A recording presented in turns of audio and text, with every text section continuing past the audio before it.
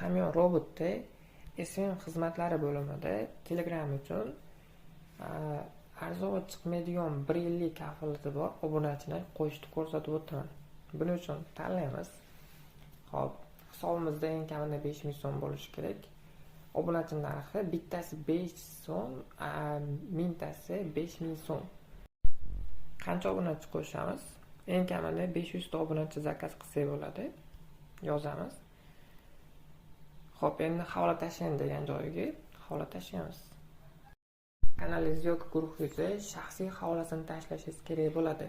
Xo'p, buning uchun kanalga kirasiz, kanal turini tanlaysiz, maxfiy kanal qilasiz va shu kanalni maxfiy havolasini nusxalash qilasiz va yana ommaviyga qaytarib chiqib ketaverasiz.